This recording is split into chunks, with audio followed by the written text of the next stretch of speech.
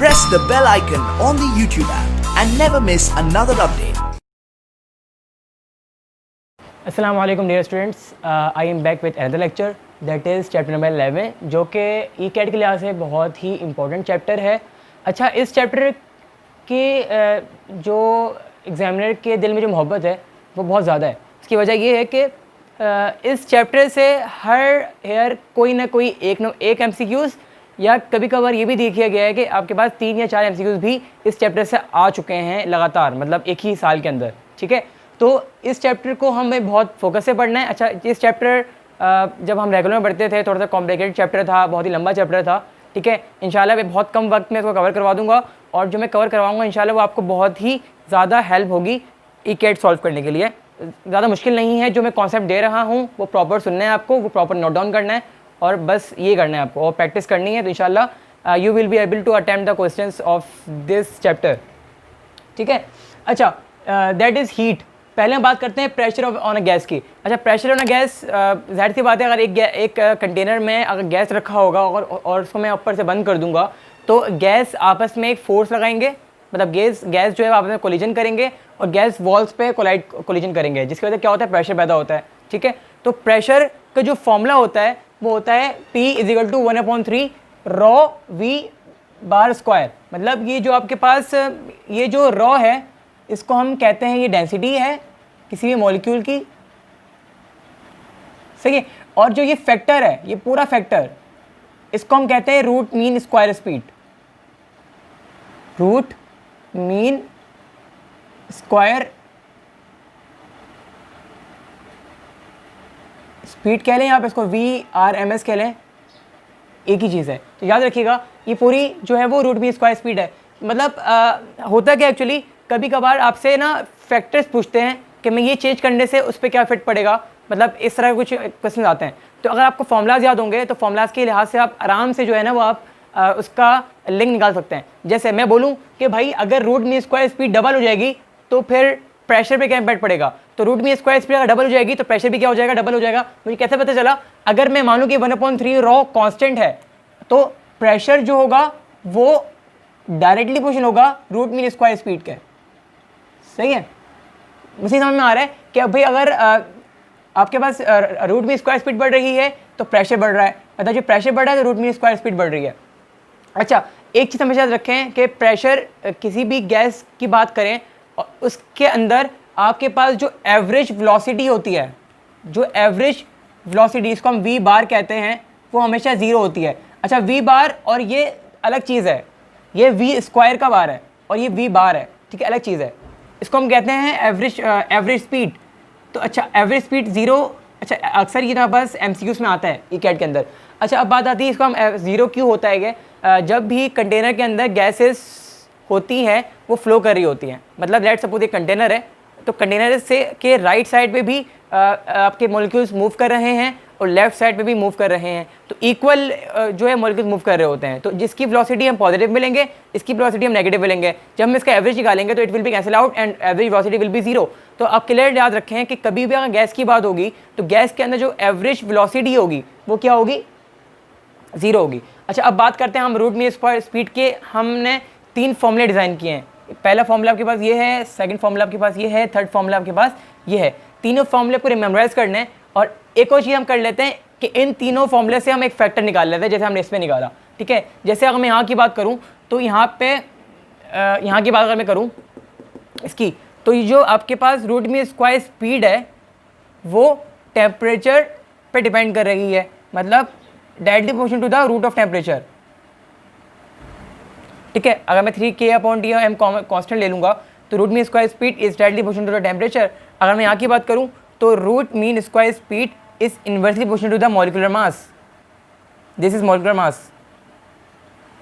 ठीक है, आपके पास अक्सर जो है वो MCQs में क्वेश्चंस आते हैं कि भाई आपके पास जो लेट सपोज मेरे पास तुम्हें 4 एलिमेंट्स दे देंगे। मैं बात कर लूँ एलिमेंट्स की, मैं हाइड्रोजन की बात कर लेता हूँ, H2 सोडियम, सॉरी गैस की बात करनी है मुझे, हाइड्रोजन ही मैं बात कर लेता हूँ किसकी, नाइट्रोजन, ऑक्सीजन। सही है, लेट्स सपोज 3 एलिमेंट की बात की मैंने और मुझसे पूछा जाए भाई कि इन तीनों एलिमेंट में से सबसे ज़्यादा रूट मीन स्क्वायर स्पीड किसकी है, सबसे ज़्यादा? तो आपको मोलिकुलर मास पता है, इसका मोलिकुलर मास होता है 2। अच्छा ये N2 है, O2 है, ऑब्वियसली गैसेस हमेशा डायमोलिकुलर स्ट्रक्चर में होता है। इसका मास होता है 2, इसका मास होता है 28, इसका मास होता है 32। तो सबसे ज़्यादा आप क्या करें, तो जिसकी सबसे कम मास होगा उसका सबसे ज़्यादा velocity root mean square speed होगी।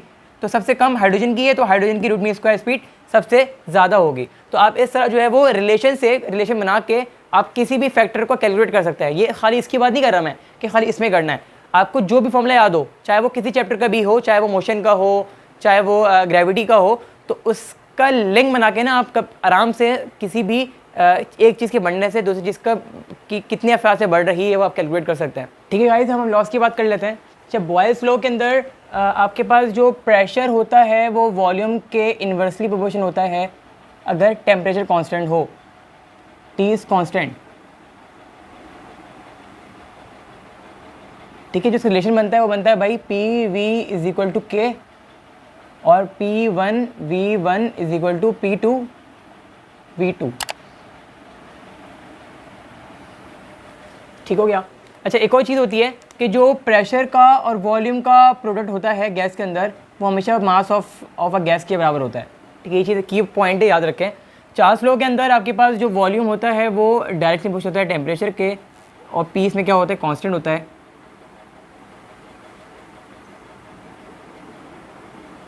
ठीक है, जो उसका फॉर्मूला बनता है वो बनता है V/T is equal to K। तो V1/T1 is equal to V2/T2। Next आपके पास है general gas law. General gas law में आपको जो P और V का जो प्रोडक्ट होता है वो बराबर होता है nRT के। ठीक है। अच्छा, इसकी कंडीशंस क्या होती है इस लॉस की, इस लॉस से क्या क्या हमें फ़ायदा होता है, एक्चुअली उसको मैं डिस्कस नहीं कर रहा। क्यों डिस्कस नहीं कर रहा, उसकी वजह ये है कि ये जो मेन टॉपिक है वो मेनली जो टॉपिक है वो केमिस्ट्री के अंदर है, और केमिस्ट्री चैप्टर नंबर 2 के अंदर इसको पूरा जो है ना वो एक्सप्लेन किया हुआ है प्रॉपर तरीके से। तो अगर वो अगर मिस किया पहले वो पढ़ लें। ठीक है, जब वो पढ़ेंगे तो वही चीज़ लॉज यहाँ पे अप्लाई हो रहा है कि भाई ये जो लॉ है वो आइडल गैस के लिए होता है, आइडल गैस क्या होता है और रियल गैस कौन सी होती है। तो ये सब चीज़ें मैं डिस्कस नहीं कर रहा, वो केमिस्ट्री का टॉपिक है। ठीक है, now we have another topic that is law of thermodynamics. अच्छा, थर्मोडायनेमिक्स क्या होता है पहले हम ये डिस्कस कर लेते हैं। थर्मोडायनेमिक्स दो वर्ड से मिलकर बना है, थर्म एंड डायनेमिक्स। थर्म मतलब होता है हीट, डायनेमिक्स मतलब होता है मोशन। मतलब हीट की वजह से किसी भी गैस का मूव होना क्या कहलाता है, थर्मोडायनेमिक्स कहलाता है। ठीक है, थर्मोडायनेमिक्स का जो पहला लॉ है वो ये है कि भाई लेट सपोज आपके पास एक कंटेनर है। ठीक है, इसके अंदर आपके पास गैस मौजूद है।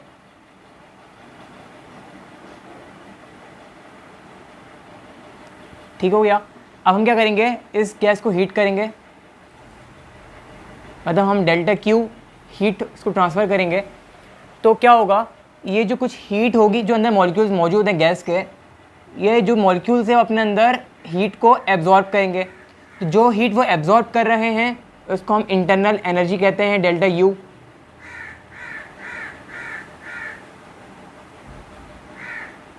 ठीक है, फिर वो एब्जॉर्ब करने के बाद अपने आप को एक्सपेंड करेंगे, मतलब वो पिस्टन क्या हो जाएगा, फिर मूव होके पिस्टन यहाँ पे आ जाएगा। गैस क्या हुआ, एक्सपेंड हुआ।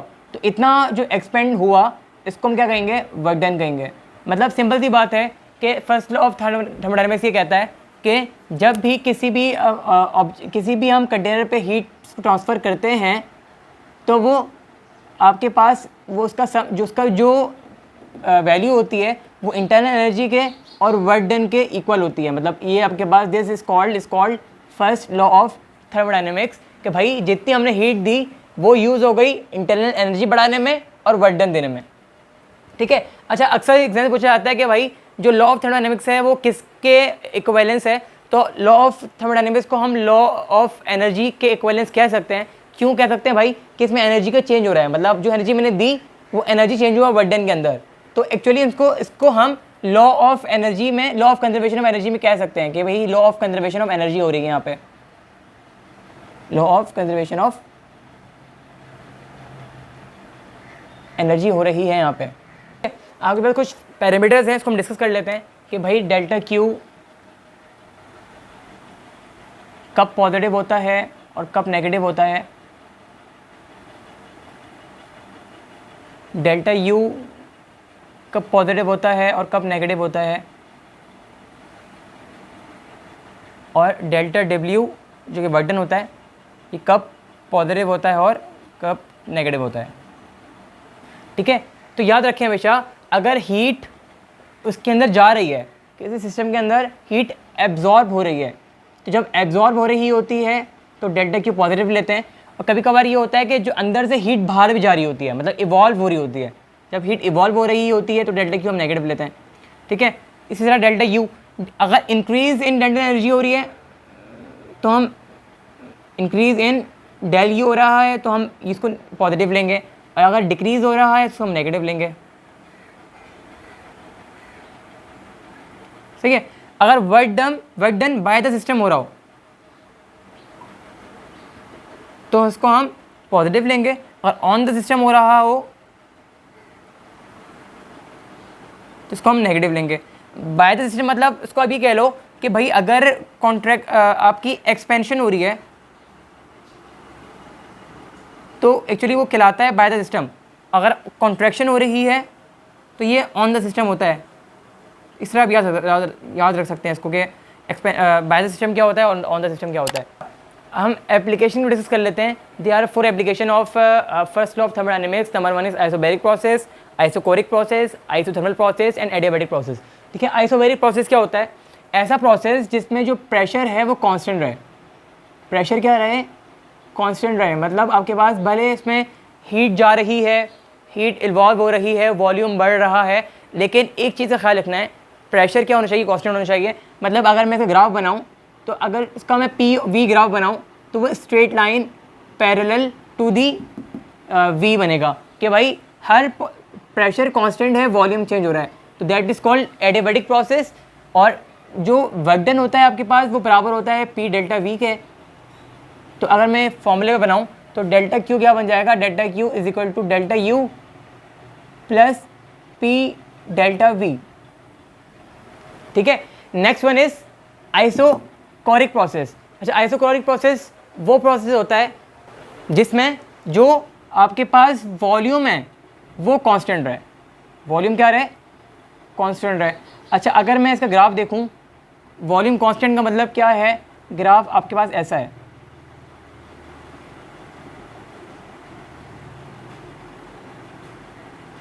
प्रेशर तो बढ़ रहा है लेकिन वॉल्यूम कांस्टेंट है। आइसोकोरिक प्रोसेस में जब भी वॉल्यूम कांस्टेंट होगा, जब भी सॉरी डेल्टा भी कांस्टेंट नहीं है, वॉल्यूम कांस्टेंट है, तो जब भी वॉल्यूम कांस्टेंट होगा तो आपने पता ही होता है आपको कि किसी भी चीज़ अगर कांस्टेंट होती है तो उसका चेंज हमेशा ज़ीरो आता है। तो चेंज कितना होना चाहिए? ज़ीरो आता है इसका। अगर मैं इसको इस फॉर्मूले में पुट करूँ तो वर्क डन का फॉर्मूला होता है पी डेल्टा वी। जब चेंज ज़ीरो है तो वर्क डन भी क्या हो जाएगा? ज़ीरो हो जाएगा। जब वर्क डन ज़ीरो है तो ये फॉर्मूला क्या बन जाएगा? Delta Q is equal to delta you.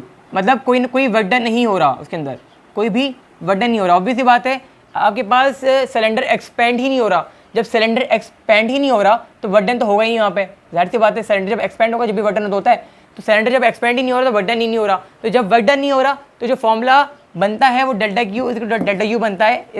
ये वर्क डन जीरो है। सही है। अच्छा, आइसोथर्मल प्रोसेस ऐसा प्रोसेस जिसमें टेम्परेचर कांस्टेंट हो।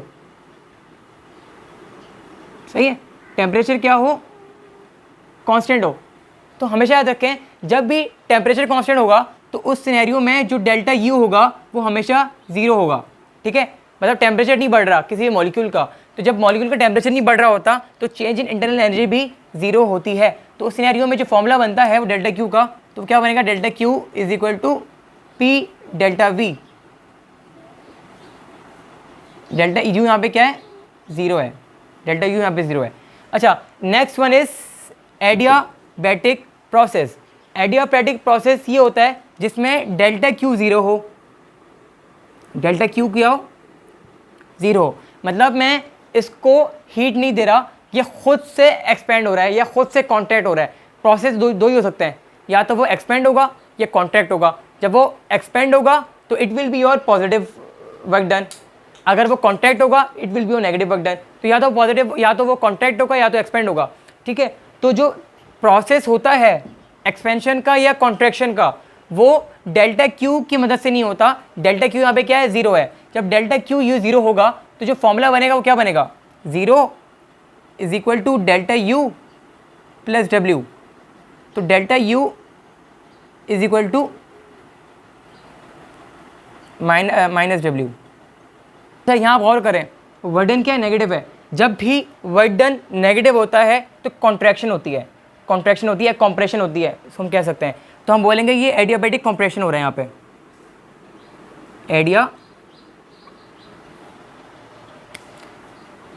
Adiabatic compression.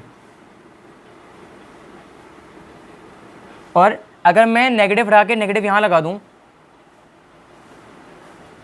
तो ये एडियाबैटिक एक्सपेंशन हो रहा है।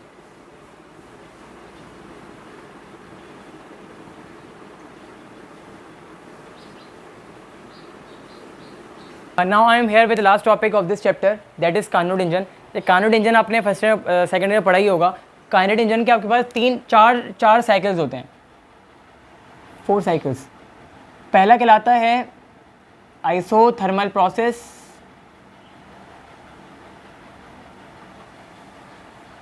आइसोथर्मल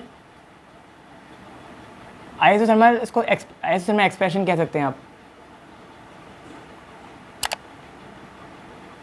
नेक्स्ट आपके पास होता है adiabatic expansion, adiabatic expansion.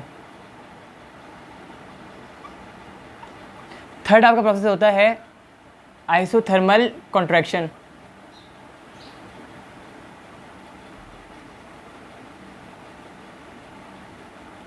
And the last process is adiabatic contraction.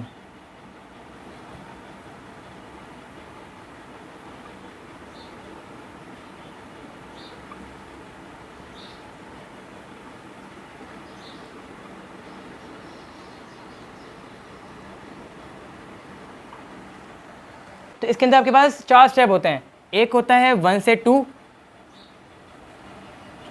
यहाँ लिख देता हूँ मैं, ये होता है तुम्हारे आपके पास 1 से 2, first state to second state, then second state to third state, then third state to fourth state, then fourth state to 1 state. Cycle ही होती है हमेशा।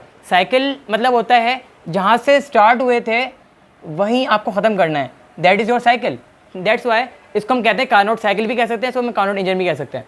अच्छा, अब मैं ज़रा कॉन्सेप्ट दे दूँ कि कार्नोट इंजन एक्चुअली होता क्या है। अच्छा, इंजन की एग्जाम्पल मैं दूं तो इंजन को आप किस तरह स्पेसिफाई करोगे कि इंजन क्या होता है। लेट सपोज मैं आपको एग्जाम्पल दूं बाइक की, ठीक है। बाइक का एक इंजन होता है, ठीक है।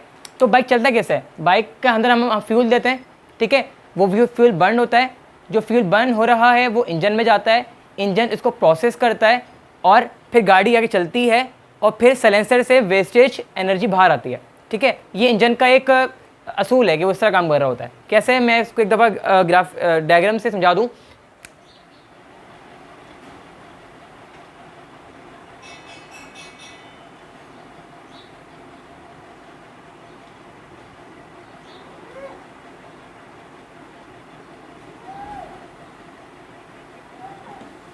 ठीक है, लेट सपोज हमने इनकी इंजन है, ठीक है। हमने इंजन को यहाँ से हीट दी जो कि Q1 है और टेम्परेचर T1 है, या तुम इसको TH कहोगे क्योंकि टेम्परेचर बहुत ही हॉट होता है, बहुत ही गर्म टेम्परेचर होता है यहाँ पे, ठीक है।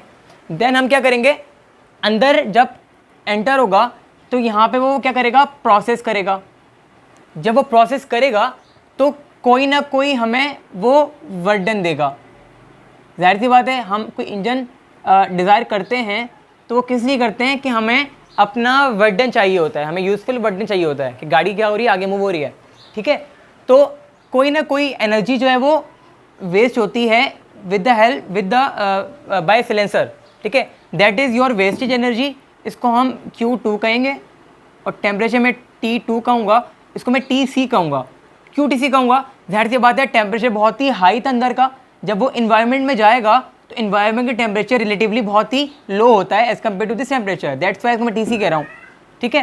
तो याद रखें हमेशा जो Q1 होता है वो हमेशा Q2 से ज़्यादा होता है, और जो T1 होता है वो हमेशा T2 से ज़्यादा होता है। अच्छा मैं एग्जांपल दूं, लेट सपोज मैंने इसको एनर्जी दी जो कि 5 जूल एनर्जी दी, समझिएगा बस चीज़ को, कि 5 जूल एनर्जी दी, देन उसने प्रोसेस किया, उसने 3 जूल मुझे वर्क डन दिया, मुझे क्या दिया, 3 जूल वर्क डन दिया। तो मुझे ज़रा बताओ कि वेस्टेज एनर्जी कितनी होगी, क्योंकि लॉ ऑफ कंजर्वेशन में एनर्जी क्या कहता है कि energy can nether be created not be destroyed, कि एनर्जी खुद से अब तबाह नहीं होती, ठीक है।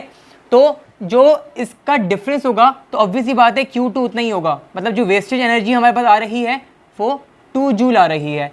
तो इससे क्या पता चला मुझे, जो वर्क डन होता है ना वो Q1 का और Q2 का डिफरेंस होता है। तो एक फॉर्मूला ये मैंने डिज़ाइन किया कि जो आपके पास वर्क डन होता है कार्नोट इंजन का या किसी भी इंजन का, वो Q1 और Q2 का डिफरेंस होता है। तो हमें एक्चुअली इस कार्नोट इंजन की एफिशिएंसी कैलकुलेट करनी है। तो एफिशिएंसी का जो फॉर्मूला बनता है वो बनता है efficiency is equal to 1 minus Q2 upon Q1 multiply by 100। एक फॉर्मूला ये बनता है एफिशिएंसी का, एक फॉर्मूला एफिशिएंसी का बनता है Q is equal to 1 minus T2 upon T1 multiply by 100। एक फॉर्मूला एफिशिएंसी का ये बनता है, और एक फॉर्मूला एफिशिएंसी का ये बनता है कि efficiency is equal to work done upon Q1 multiply by 100। तो आपके पास ये 3 फार्मूलाज बने, ठीक है। अच्छा ये जो फॉर्मूला होता है और ये फॉर्मूला जो होता है वो एक्चुअल एफिशिएंसी के लिए होता है, एक्चुअल एफिशिएंसी मतलब Q से मैं जो एफिशिएंसी निकाल रहा हूँ वो एक्चुअल एफिशिएंसी के लिए होता है, बट जो मैं टेम्परेचर से एफिशिएंसी निकाल रहा हूँ वो एक्चुअली आइडियल एफिशिएंसी होता है, वो एक्चुअल आइडियल एफिशिएंसी होता है। अच्छा याद रखिएगा, हमेशा एफिशिएंसी कभी भी 100% नहीं होती।